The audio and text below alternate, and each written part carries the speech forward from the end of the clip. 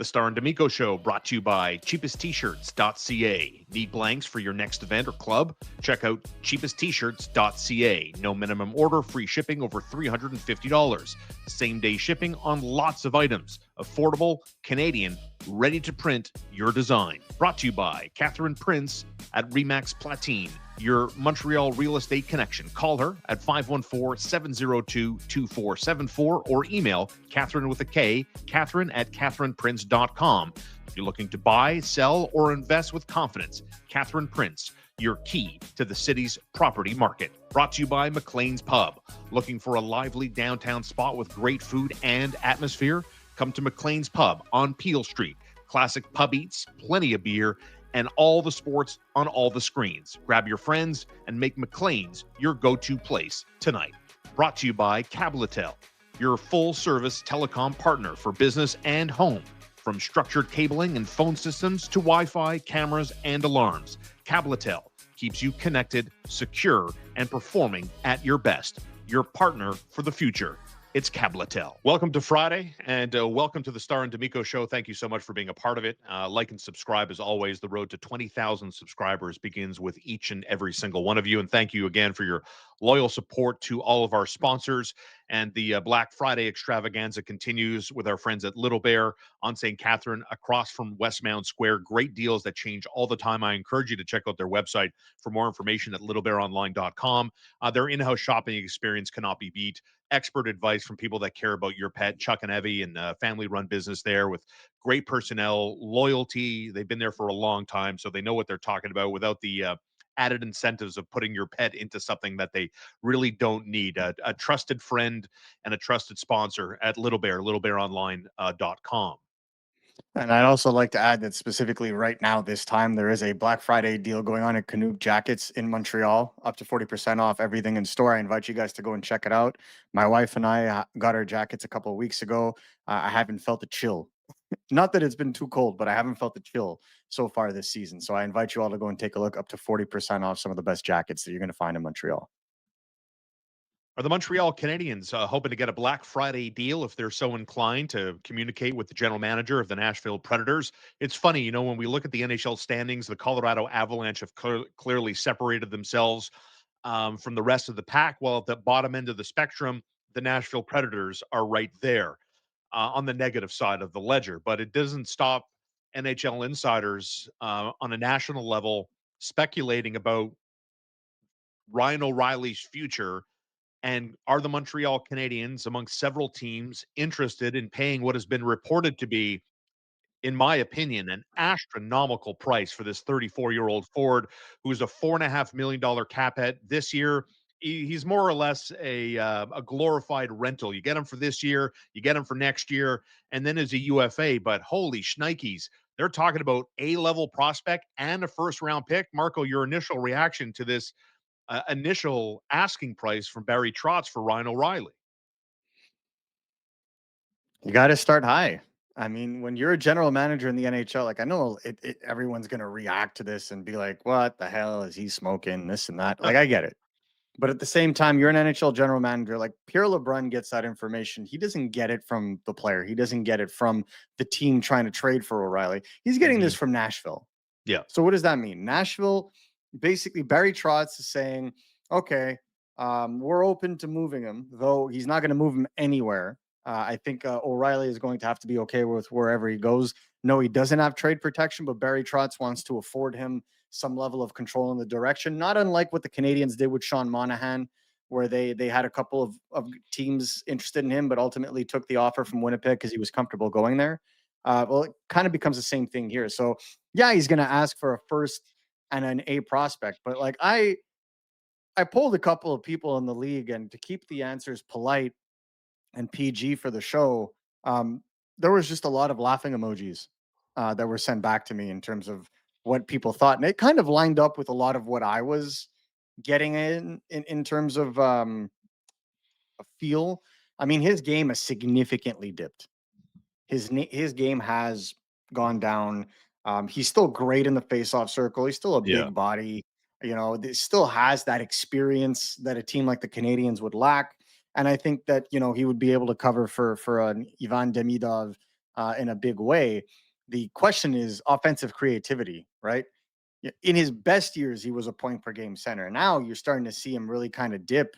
I don't think he's on pace for 50 points this season right now, or at least if He's on pace for he's almost in he's on pace for almost 60. He's on pace for 57. 57, which is Yeah. if you're trading a first and and a top prospect, Yeah. you're expecting someone of a higher caliber, and especially someone that's in the age range of the Montreal Canadiens. So that's one thing. So in terms of a price point, this is just him setting his price high so that he could eventually take it down to what his actual Goldilocks zone is. If someone tries to pay a first and a top prospect, so be it. But when a Yeah. general manager puts out a price tag on a player, that price tag is to spur conversation. It's to set expectations high. And it's to make sure that if they ever do get to negotiate down, they're negotiating down from high to reasonable and not from reasonable to be getting fleeced. Mhm. And that's the way it works. Like proud sponsor of the show, Catherine Prince, Remax Platine broker. This is a dream scenario for someone like her in her profession. Like you're selling a house. Yeah, I want 4 or 5 competing offers. I want to play you against each other. And in the early Mhm. blushes where there's so much parity in the National Hockey League. I mean, look at the standings every day. The separation is minuscule between playoff teams, teams below the Yeah. playoff cutoff line. So yeah, like get as many interested parties as you want into this mix. But if we go back on pace for 57 points, he's on pace for 25 goals playing on this Nashville franchise where, things don't look very good. It doesn't look like it's fun to go to work there. To me, they gave up 2 firsts as part of the deal to get Noah Dobson, right? Like, I don't have a problem so much with the first round pick that if Kent Hughes is willing to look at that seriously, it's the A grade prospect. Like, who are we talking about? Michael Hage, David Reinbacher? Are we talking about Alexander Zarovsky? Certainly, we're not talking about someone. No disrespect, we're not talking about Owen Beck here, right? No, you're definitely talking about an A grade. You're talking about Hage, Fowler, Yeah, Reinbacher, Engstrom at this point. yeah, Those are the ones that I would categorize in there. Zarovsky, you can make an you can. I mean, if you're in Nashville, Zarovsky is an A level prospect because the Canadiens, that's the team they beat out to draft Zarovsky, was the Nashville Predators and the Philadelphia Flyers. So that you could say that they would be interested for sure. Where I think the Canadiens maybe move away from this or maybe look away from a situation like this is just this isn't the kind of player you overpay for at this stage and where the Canadiens are at.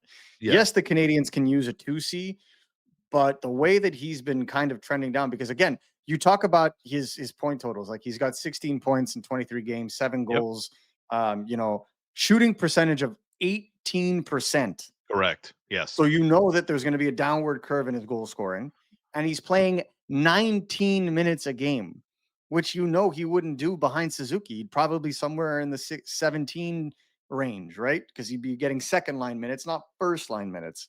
And he's, I think that you take that into consideration. And then the biggest thing you got to take into consideration is he's 34 years old. He's going to be 35 at exactly. the end of this deal. Like, Yeah, or 36, sorry, at the end of this yeah. deal. At that point, is he going to be an effective 2C for you? And if you have to give an A level prospect, like to me, the A level prospect could probably fill in the top 6 void that he'd be filling for the next 18 months, and you're fine. Where I think, and this is kind of where I will get into this a little bit later, but where I think is that the Canadians at the very beginning of the season, Jeff Gordon said it, they have the flexibility at this stage in their rebuild to be picky. Well, if you're a picky franchise, Yeah. Ryan O'Reilly today is not the player for you. Ryan O'Reilly, when he was in St. Louis, that's what the Montreal Canadiens need. And I think that if you're going to pay top dollar, I don't see it happening. And I would say this, unless Ryan O'Reilly goes on a run and really improves his draft stock, I'd be shocked if they got a first and a top prospect. Well, it goes again. It You're goes gonna get one or the other. You're gonna get either a second and a top 100%. prospect or a first and like a Yeah. C or B prospect. But you don't open up the negotiations with, that you ask for the stars and the moon. Mhm, And you hope that someone's desperate enough to maybe, pay you off in that regard, right? Which mhm. I kind of see it maybe Well, unfolding that way. But like, I mean, what about apparently Toronto is another team. Like Montreal's not alone in the Ryan for O'Reilly sweepstakes. Like, I just not don't happening. see them getting in a bidding war for this No. guy for the reasons you outlined. But like, He's not going to Toronto. I could tell you that right away. and look, what other teams are in there, but I just get the sense that the Canadians aren't willing to overpay at this point. I mean, Yeah. of all the players of the A grade that we outline, right, from the Fowlers down to the David Reinbachers, I mean, I don't know what the Canadians' appetite would be if a player that maybe was more attractive, younger, with a higher ceiling that maybe they can look at. I don't know if David Reinbacher would be in that conversation where Ken Hughes' Not threshold is for David Reinbacher's development. No, not even close. I mean, listen, guys, I've to from what I've heard, if the asking price was a first and a top prospect and a team wanted to pay it, Brian O'Reilly would already be gone. He would already be traded. I mean, Yeah. Nashville's season is over. I think we can all see that at this stage. The way that Barry Trotz is handling himself in the media as of late, I think they've already thrown their hands up in the air. We're gonna funnel in some prospects, as he said. We're gonna Yeah. move some bodies out. You're already seeing what he's trying to do. The only problem with him is he's given out so many no trade clauses because he signed so many of these guys off the market, so it makes it almost impossible to move these guys without their consent, except Ryan O'Reilly. Hmm. And he's lucky that the center market isn't what it is. But also, there's a little bit of his, I'd say his leverage point took a little bit of a hit when one of the teams desperate for a 2C has now decided to change course and sell in the Vancouver Canucks, right? So there's one major player off the board. So teams that could be interested in a Ryan O'Reilly, in my opinion, would be Detroit, would be the Florida Panthers, would be the Hmm. Tampa Bay Lightning, teams that are perennial contenders. One team that came to my mind, Colorado Avalanche. Like that's a team that makes sense, where they have a future first. They have a Gulyayev that they can afford to trade, a Gavin Brindley, worst case scenario. But they have assets and they're at that level. And center has always kind of been a thing, an area of their game that they really wanted to shore up. Well, that that would make sense for a team like that. It all depends on how these teams perform. Minnesota makes a ton of sense in this Yeah. situation if they're able to claw themselves back. So there's options for teams that are in a more of a win now scenario, and I think that the Canadians can afford to be patient because from what I've been told, yes, they show interest and it's okay. Like teams are okay to show interest. You could show interest in a specific player, but then you see the price tag and you're like, peace. But when it comes to a guy like O'Reilly, you also have to weigh the cons, right? You have to weigh that the fact that the trajectory is going down. You have to weigh the fact that that it's not someone that fits within the core long term. If the price point is more than a first round pick, and it would have to be a protected first round pick at that, I don't think the Exactly. Canadians look at it. And at that point, I think the Canadians, from what I have been told, and I think this is more the key situation, the Canadians are waiting for the biggest fish to drop. They have a list of teams from what I've been told that they've kind of earmarked as being like these are potential teams that could blow it up or that could decide to make a major move. And if there's a major player to go and get, well, then they would be involved and they would be one of the best positioned teams from an asset perspective to execute a trade because they have, as we pointed out, a lot of a grade prospects, but they do have expendable young defensemen that they can move as well. So it opens up the dialogue and it makes it a whole lot realer for a team, for example, that maybe doesn't want a full rebuild but wants to be able to funnel in Hmm. some players that could come into their lineup right away. I mean, it's easy to project, right? Like the Calgary Flames are a tire fire. Nashville, St. Louis isn't going away in terms of speculation, and Doug Armstrong and his reputation for being aggressive. The Buffalo Sabres. I mean, it's easy to look at the bottom teams in the East, the bottom teams in the West, and project forward, saying, okay, you can see various scenarios where each and every single one of those clubs decides to say, you Mhm. know what? let's stick a fork in it. We're more or less done. And it's the level Mhm. of aggressiveness in terms of how quickly they want to dismantle and trade to build up again. But Yeah. what about the Canadians' level of comfort? As I alluded to earlier, in the Dobson transaction, a couple of first round picks go the other way. The Canadians have a strong appetite to, trade away another first round pick, maybe the 2026 pick, 2027, who knows? But I'm curious about how willing they would be to part with something like that. Um, Less willing than a traditional contending buyer, but more willing than your average rebuilding team. Hmm. I think is the best way I could put it, right? Like the Canadians have traded 5 first round picks in the last 4 years. So, they don't necessarily have a problem when it No. comes to trading first round picks. It all depends on the value that they're getting long term. And I think that's the key. So if you're trading a first round pick and part of a package for a player that's going to be sticking around for 3, 4, 5 years, well, that makes a ton of sense because the player you'd be drafting with that pick, realistically, if the Canadians continue the way they are, they're going to be a middle of the table team ish. As anywhere between 14 to 22 at this rate. So if that's the case, would you be willing to move something like that for, along with other assets for a Hmm. piece that would be part of your core moving forward? My indication is yes, but they're waiting to see if any of these potential core pieces become available because you have a lot of teams right now that weren't traditional rebuilders that may decide it's Yeah. time to go in a different direction. So you talked about Nashville, you talked about Calgary. St. Louis is definitely in there as well. Vancouver just announced their colors. And then we'll see, what teams like San Jose and Chicago decide to do, and we'll see what teams like Buffalo Yep. decide to do. That's going to be telling, and we'll see what a team like the New York Rangers decide to do. Like if the Rangers right now are above 500, so they could theoretically, wiggle around. The same thing applies to the Columbus Blue Jackets because there are so few sellers.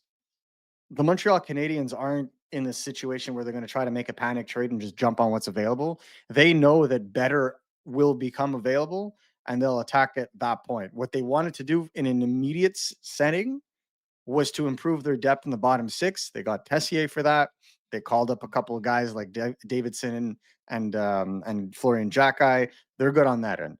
But what they're doing right now is they're taking down the most amount of information possible on a lot of these young defensemen, a lot of their prospects, what the draft looks like, so that you know, if a top name becomes available, like for example, and I'm not saying he's a top name, but for example, if like a situation occurs where like a Dylan Cousins type becomes available, they didn't have what Buffalo was looking for last year Hmm. at that time, right? Buffalo was looking for a compatible top six player. They got Josh Norris, arguable if you would consider that a top six player on a regular basis. He has the talent, but not all is available. So if there's a team that makes a top six center available, and their ask is a young top four left shot defenseman.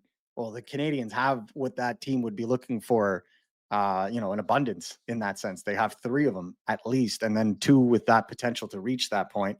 So you could have negotiations there from a position of strength, and then would be able to conclude a trade probably faster than some of the other teams trying to pull themselves out that have already liquidated a lot of their assets, like the Toronto Maple Leafs, like the Florida Panthers, like the Tampa Bay Lightning, and so on and so forth. So that's where I think the Canadians could be aggressive, but I don't think they're going to be aggressive at the first moment's notice of a Yeah. center becoming available. Because if that's the price point, wait them out. Because the only thing that could happen to that price at this junction at this juncture is going down.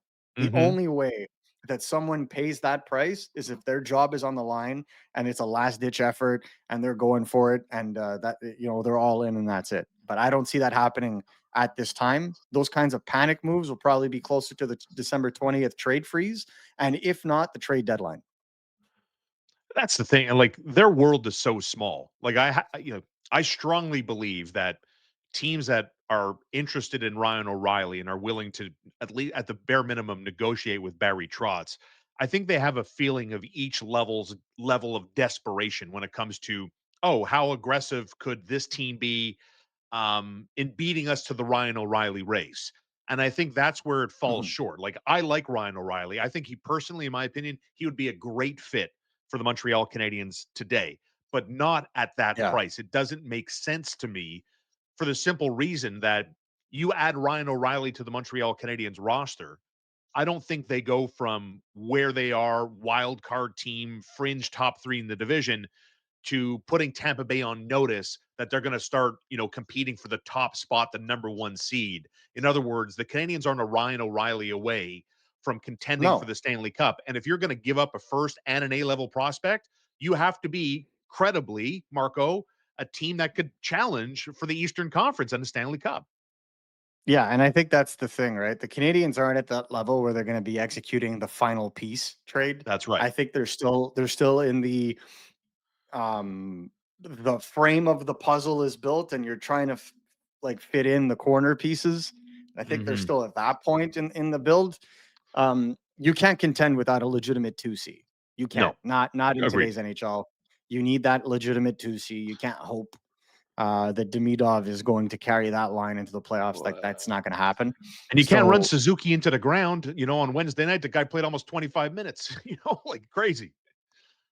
yeah, I mean that's been the thing for Nick Suzuki for the last 3 years, right? I Uh-huh. mean, again, this team without Nick Suzuki, is in the running for a lottery pick at Yeah. this point, right? So like Yeah. I can't fathom how much better the Canadians will be as a team when they do have a 2C in this, like a legitimate 2C option in that spot. Again, I know there's a lot of hope for Michael Hage to be able to do that. I think it's unfair to hope that he is the solution in this situation. I think it's Mhm. it's a lot of the instinctual pathologies of the past with past administrations just praying that some of these guys drafted in the 20s and in the second round will come in and just play prime positions for them right into their ELC. Like I don't find that that's very fair. I think the Canadians understand that. They obviously do want to improve at center now and for the future, and so that's why I think they're waiting for some bigger fish to become available, because right now in terms of top 6 centers, O'Reilly is the only one that you could legitimately state is available and is not a pure rental. So that's step one. Now let's see what other veterans become available, Mhm. because I think that's what's going to move the needle a little bit, is when some of those names you didn't expect would be available become available for reasons that are either pertaining to the team's standing and direction or their own desire to get out and try something new. That's when the Canadians will pounce, in my honest opinion, and that's why you see the news of Ryan O'Reilly, you see the Canadians being linked to them, and the news of the price point coming out. Well, that's what you call driving up a market. And it also gets you a bunch of clicks too. You throw the one of the hottest markets in the National Hockey League in terms of fan coverage and fans' insatiable appetite for speculation and for news around their favorite hockey club. It all makes sense, but I think the common ground between Marco and I is the asking price doesn't make sense for this general manager, for this regime in their current timeline of things. So, um, No. ears down, everyone paying attention to the details. And as Marco alluded to, the December 20th NHL trade freeze, we'll see what happens. Here we are on this November 28th, and we'll see what happens between now and the 20th, and of course where the Montreal Canadiens are at as the gauntlet of December is right around the corner. You can follow Marco D'Amico on all your favorite socials at MND'Amico. Check out rg.org for all the latest around the Montreal Canadiens. Thanks, Marco, and we'll be back Uh, Saturday morning at 10 a.m. to recap the Habs and Vegas Golden Knights, as the Golden Knights, losers of 3 in a row, will be hosting Montreal Friday afternoon at 3 o'clock. Thanks, bud. Always a pleasure, guys. Have a good one.